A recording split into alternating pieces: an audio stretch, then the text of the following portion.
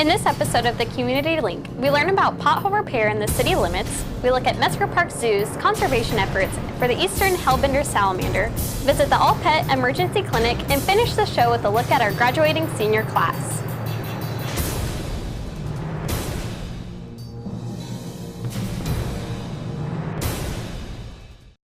In our first segment, senior reporter Megan Cassidy speaks with Todd Robertson of the Department of Transportation and Services to look at what seems to be an ongoing battle with potholes in Evansville.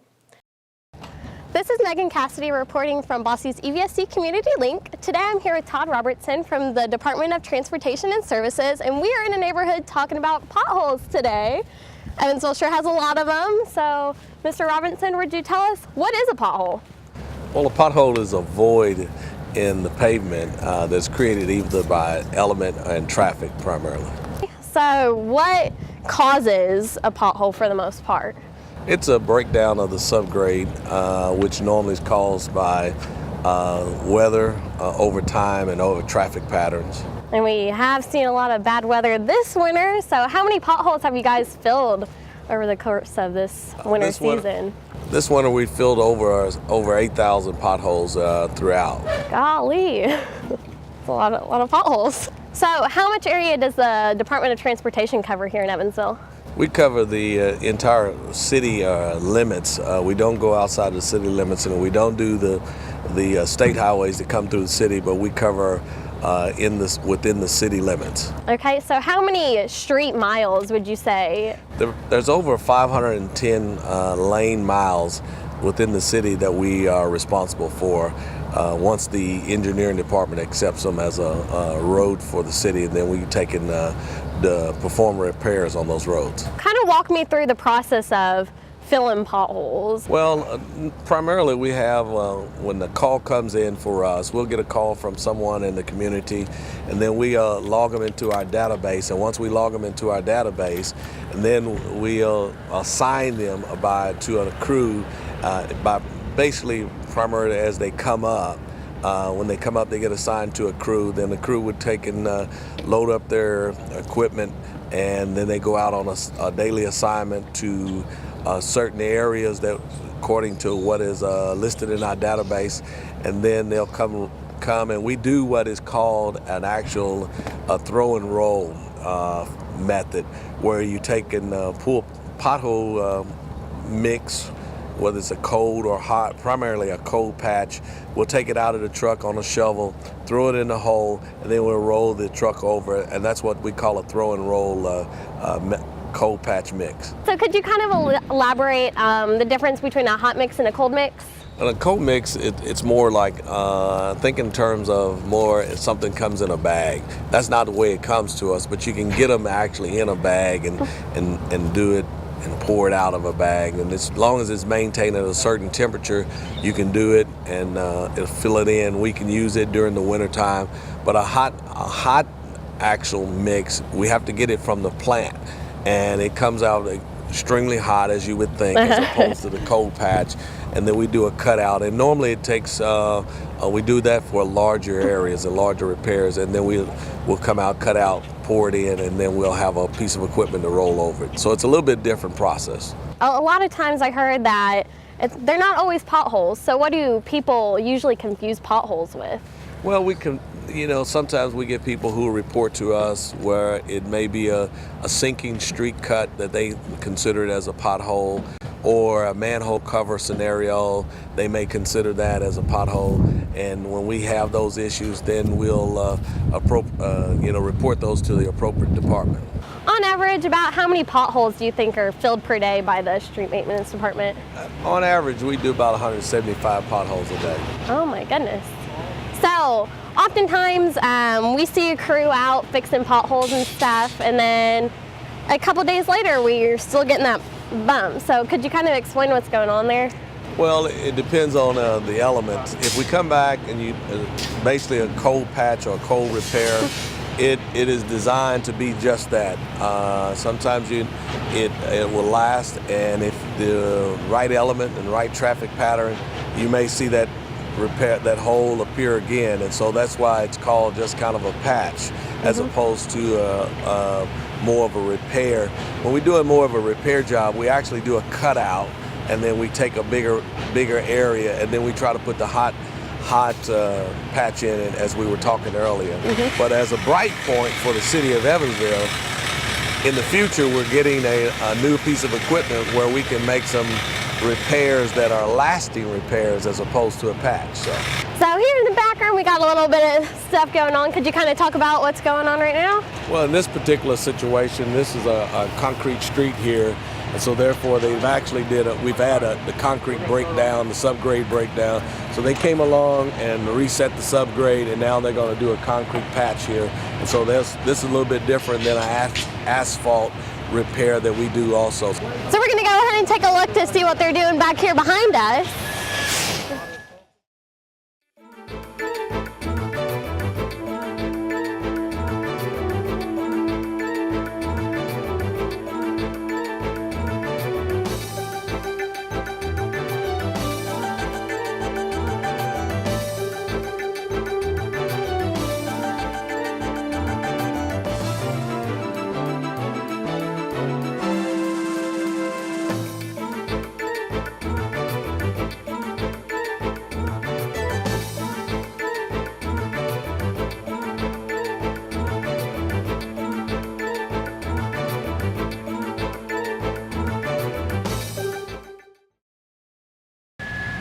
After someone reports a pothole, about how long is the turnaround time for getting that pothole filled? We'd like to say it's about three days that we can get it or less, but it just depends on the crew and the timing and how many we have in our database.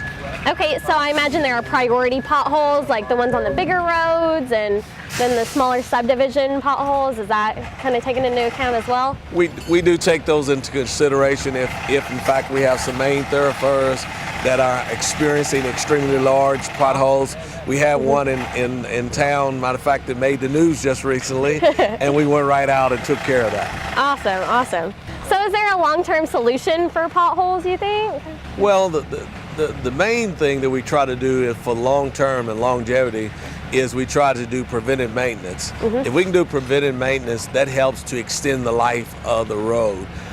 For as pothole repairs itself, we also have a new piece of equipment called our Total Patcher that is also more of a repair as opposed to a patch, which once we make those repairs using that particular equipment, it then extends the life of that road also. So we're pretty excited about it, even though we understand this is a great challenge. Anytime you take infrastructure that's got any age on it, and you're trying to play catch up with the limited amount of resources, that's a great challenge.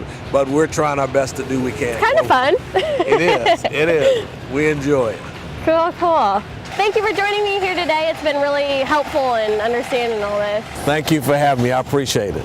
From Bosse's EVSC Community Link, I'm Megan Cassidy. Since my original interview with Todd, I was informed that the city had officially acquired a Total Patcher, a spray injection road repair system that allows the fabrication of a quick and efficient permanent patch for potholes and other road repairs. What you're seeing is exclusive footage of Evansville's new Total Patcher. Next, we take a look at Mesker Park Zoo's conservation efforts for the eastern Hellbender salamander. The eastern Hellbender is a large, fully aquatic salamander that requires cool, well-oxygenated rivers and streams in the Midwest. Because of this, they are thought to be indicators of healthy stream ecosystems. In Indiana, they are considered endangered because of their declining status. Beginning in 2015, a partnership was formed to work on this species here in Indiana. And we currently have 24 animals. We have 4 adults in a raceway or artificial stream and 20 larvae that we're growing in this exhibit here up to the age and size where they can be reintroduced in the Blue River. This partnership with Purdue, Indiana, DNR, and Mesker Park Zoo, so far There have been some releases. There's been one release so far, about 80 animals last fall. And we're having success in rearing these and hatching the eggs and rearing. And then we have this raceway that we built for the adults, and we hope that those adults, they've settled in now, that they'll produce some eggs that can be hatched and reared. So there's two different species of Hellbender. There's the Ozark Hellbender, which is the original work was done, and that's only found in Missouri. And then the Eastern Hellbender is found in a variety of states.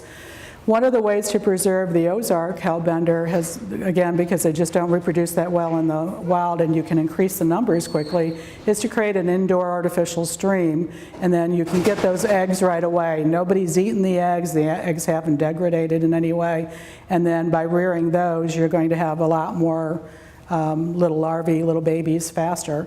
So they lay anywhere up to 200, 250 eggs in a string, and then you can rear those. Eastern Hellbender, nobody's done that before. So we used the model from the Ozark Hellbender to create a raceway or artificial stream, and the last adult Hellbenders here in Indiana from the wild were placed in that stream to, again, hopefully boost this population quickly, rear many for release, and get the numbers in the wild back up as quickly as we can. You know, Hellbenders are an indicator of clean, clear water.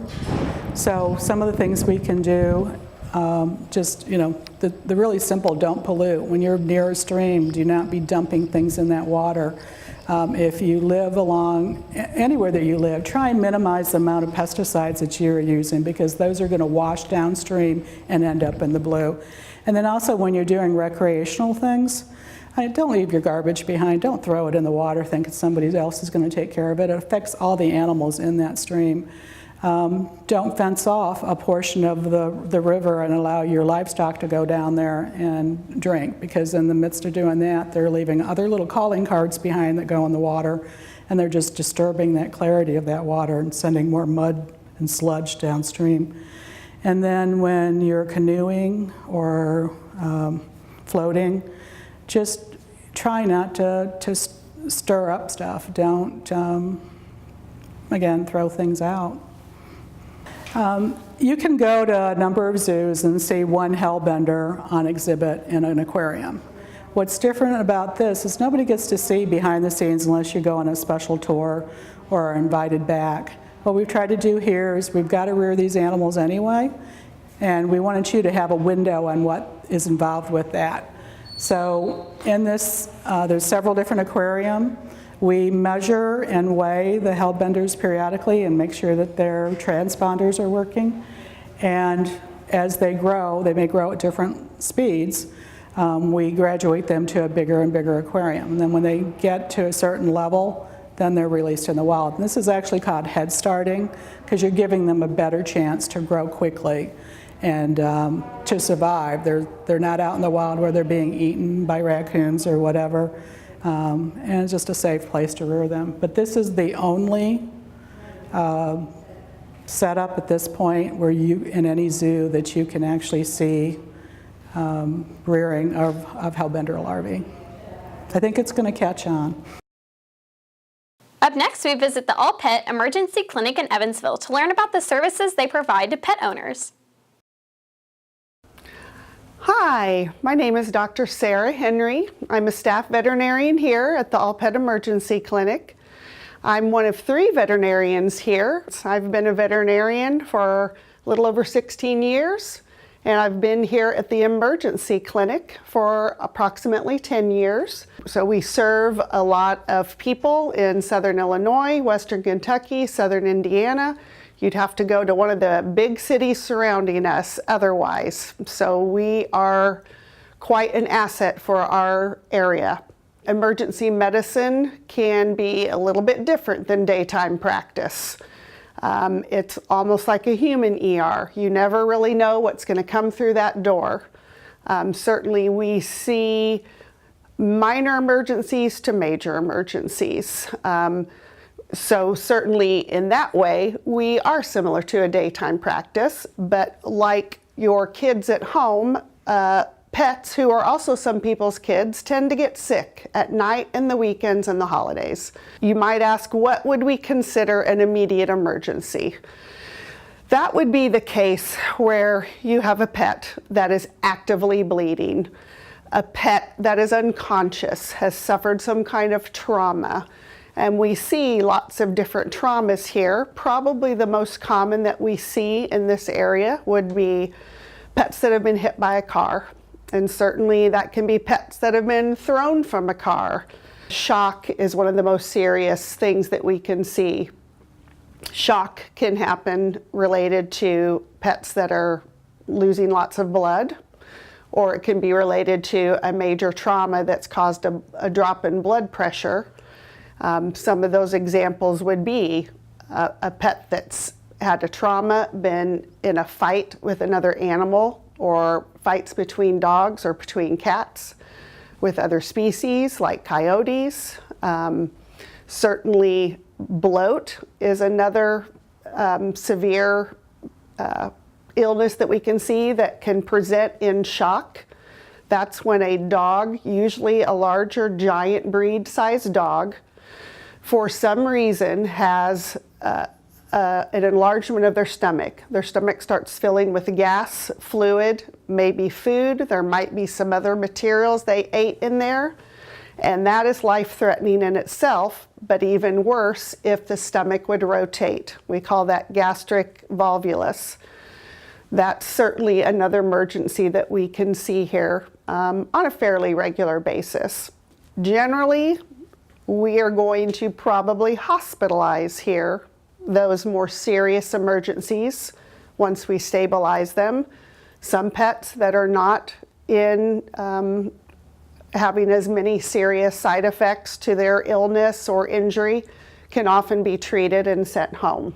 Since we are the only veterinary clinic that sees emergencies in the tri-state area, we are quite busy, and we can see, I'd say on average, approximately 350 emergencies per month. Certainly, we tend to be very busy at nights, weekends, holidays, kind of all those times you would expect, because most regular veterinarians are closed. This is our treatment area. Certainly when an emergency arrives, we are going to be assessing that emergency to try to give us more information on diagnosis and what that patient needs, and stabilizing that pet and helping to get our diagnosis. Certainly a physical exam is going to be the very most important thing by the veterinarian, and certainly getting a very good history from the owner, which is really important. We always ask owners to give us as much information as possible, including what medications the pet's on, or if it ingested something it shouldn't have, giving us as much information as possible. We may be doing x-rays. We have an x-ray machine, and we do use digital x-ray to take pictures to look at a pet's chest cavity or abdominal cavity or bones. Behind me you see kennels. If we do need to hospitalize a pet for further treatment or supportive care, they would stay here in the hospital with us and have constant monitoring by our veterinary assistants and veterinary technicians and doctor. Going back to some of those common emergencies that we see and how they can be prevented, first and foremost, I have to say preventive care would be very, very important. A dog or cat that has been vaccinated is certainly much less likely to get many of the infectious diseases that we see, which we probably see most commonly with puppies and kittens. I cannot be a big enough proponent for spaying and neutering pets. Neutering can be very helpful in preventing male dogs from wanting to get out of their house or their yard to go find females in heat. And then during that period, they are more commonly hit by cars, more commonly getting in fights with other pets. Other things you might be able to do, which seem fairly common sense, but should be thought about, certainly when you have any kind of pet, is if it's outdoors, it's more at risk. Keeping your pet on a leash when you're outdoors, having a fenced-in yard, trying to do everything possible to prevent them from getting into an altercation. As I said previously, many causes of GI upset are seen here at the clinic, some very minor, some very major. Things that owners can do at home to prevent some of these emergencies would be what they are allowing their pet to ingest, or things that are around their house that a pet can ingest. Certainly, foreign body would be one of them. Foreign objects that pets would like to ingest that could potentially cause an obstruction. You would essentially need to pet-proof your house, just like a new mom and dad would baby-proof a house. Food items can cause problems. Chocolate. Dogs do not tolerate the caffeine and theobromine in chocolate. It depends on the amount and the type of chocolate, but you should keep all chocolate away from pets. You should never give your dog or cat an over-the-counter medication or a human prescription unless you have talked to your veterinarian. Even a prescription for your pet, if they ingest too much, that can cause problems. Certainly one plant that can potentially be in your household year-round would be lilies, whether they be outside in your garden or come in the house in a bouquet.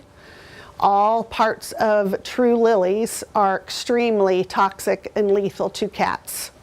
And that would be a really important part of history if your cat's not acting right or was not eating, and if you've had any flower bouquets that might have lilies in the house they could have potentially chewed on. But every cat owner should know lilies are toxic. They should not have them in the house. We finish out Season 15 of the Community Link with a look at our graduating seniors. My name is Emporia Cleve. I've been in the Community Link for 1 year, and I have produced one segment, which is an emergency vet. After I graduate, I plan to go to USI for business administration. My name is Taylor Ayers. I have been in the Community Link for 1 year, and I have produced 3 segments, which are Albion Fellows. I co-produced on Extended Day Center, and I produced Santa Claus. After I graduate, I plan to go to USI. My name is Ezra Flowers. I have been in the Community Link for 2 years and have produced 4 segments, which are Vanderbilt Humane Society, George Flowers, Carlotta Patterson Extended Day Center, and Santa Claus, Indiana. After I graduate, I plan to go to USI for public relations. Hi, my name is Megan Cassidy, and I have been a member of the Community Link for the past 2 years.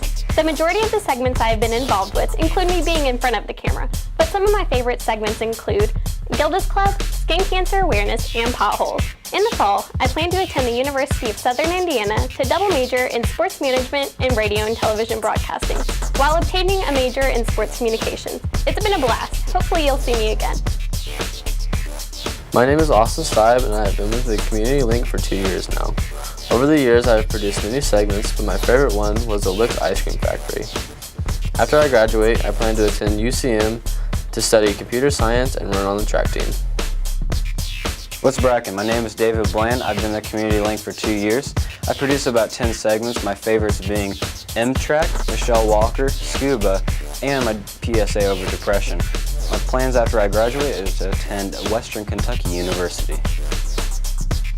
Hi, my name is Keegan Byers. I've been a member of the Community Link program for 2 years.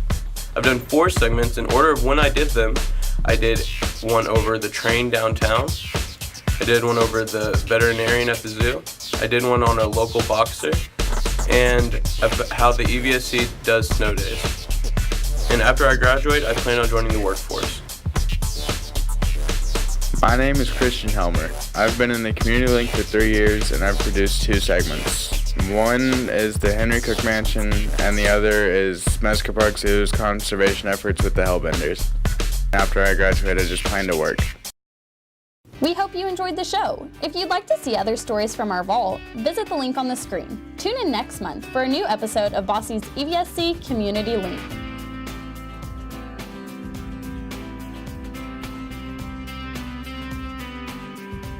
We would like to extend a special thanks to the following businesses and organizations for providing their services: Gerald and Leanne Scott,